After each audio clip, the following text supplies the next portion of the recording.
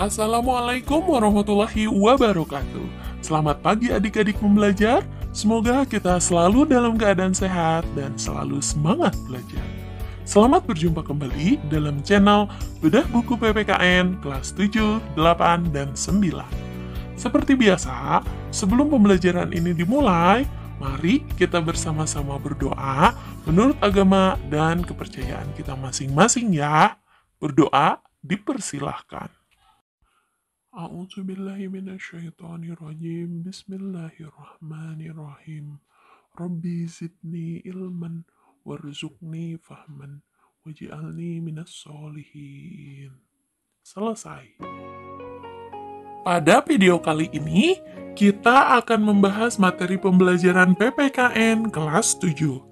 Setelah di pertemuan sebelumnya, kita telah menyelesaikan materi subbab A, yaitu materi bagian 1, mengenai perumusan Undang-Undang Dasar Negara Republik Indonesia tahun 1945. Pada pertemuan kali ini, kita akan melanjutkan pembahasan materi pada bagian 2, yaitu mengenai pengesahan Undang-Undang Dasar Negara Republik Indonesia tahun 1945. Untuk bisa mengikuti materi kali ini, silahkan buka buku paket PPKN kelas 7, kurikulum 2013, revisi 2017 pada halaman 69 sampai halaman 71 ya. Baik, kita mulai saja. Materi subbab A, bagian 2, yaitu pengesahan Undang-Undang Dasar Negara Republik Indonesia tahun 1945. Sudah kita bahas pada pertemuan sebelumnya bahwa Undang-Undang Dasar yang kita ketahui saat ini merupakan suatu dokumen yang berisi aturan-aturan dan ketentuan-ketentuan pokok mengenai ketatanegaraan suatu negara yang bersifat luhur dan kekal. Dan Undang-Undang Dasar Negara Republik Indonesia tahun 1945 ini dijadikan hukum dasar atau konstitusi negara Indonesia. Undang-Undang Dasar Negara Republik Indonesia tahun 1945 dipersiapkan dan dirumuskan oleh BPUPKI pada sidang yang kedua yang berlangsung dari tanggal 10 sampai 17 Juli 1945. Selanjutnya kita akan lanjutkan pada pembahasan materi selanjutnya, yaitu materi bagian 2. Pengesahan Undang-Undang Dasar Negara Republik Indonesia tahun 1945. Sehari setelah proklamasi kemerdekaan Indonesia, Panitia Persiapan Kemerdekaan Indonesia sebagai lembaga pengganti BPUPKI melaksanakan sidang pada tanggal 18 Agustus 1945. Dalam persidangan PPKI pada tanggal 18 Agustus tersebut dihasilkan keputusan sebagai berikut. Yang pertama, mengesahkan Undang-Undang Dasar 1945, kemudian menetapkan Insinyur Soekarno sebagai Presiden dan Dr. Andes Muhammad Hatta sebagai Wakil Presiden Republik Indonesia. Dan terakhir, membentuk Komite Nasional Indonesia Pusat.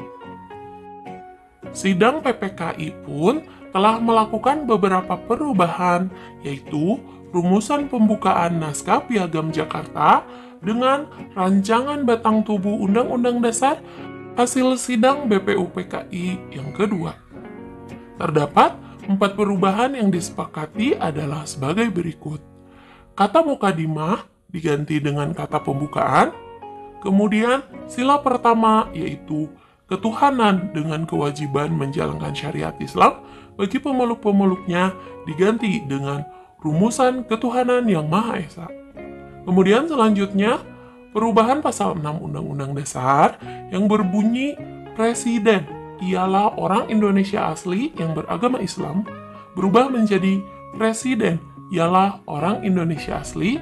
Dan terakhir, pasal 28 Undang-Undang Dasar 1945 yang berbunyi negara berdasarkan atas ketuhanan dengan kewajiban menjalankan syariat Islam bagi pemeluk-pemeluknya diganti menjadi pasal 29 Undang-Undang Dasar 1945 yang berbunyi, negara berdasarkan atas ketuhanan yang Maha Esa. Sampai saat ini, naskah Undang-Undang Dasar mengalami 4 kali amandemen atau perubahan, yaitu pada tahun 1999, tahun 2000, 2001, dan 2002. Amandemen tersebut bertujuan untuk menyempurnakan Undang-Undang Dasar yang sudah ada agar tetap sesuai dengan perkembangan zaman. Adapun sistematika penulisan Undang-Undang Dasar 1945 sebelum amandemen atau sebelum perubahan adalah terdiri dari yang pertama, pembukaan terdiri dari 4 alinea, kemudian batang tubuh terdiri dari 16 bab, 37 pasal, 4 pasal aturan peralihan, 2 ayat aturan tambahan. Kemudian yang terakhir, penjelasan yang terdiri dari penjelasan umum dan pasal demi pasal. Nah, sistematika setelah amandemen atau sistematika penulisan setelah perubahan Undang-Undang Dasar yang terdiri dari yang pertama, pembukaan terdiri dari 4 alinea, kemudian pasal-pasalnya terdiri dari 21 bab, 73 pasal, 3 pasal aturan peralihan, dan 2 ayat aturan tambahan. Kemudian tidak ada penjelasannya. Demikianlah pembahasan materi pertemuan kali ini. Semoga pembelajaran kali ini dapat adik-adik pahami dengan baik ya. Insya Allah minggu depan kita akan melanjutkan materi selanjutnya pada pembahasan materi Subbab B, yaitu arti penting Undang-Undang Dasar Negara Republik Indonesia tahun 1945 bagi bangsa dan negara Indonesia.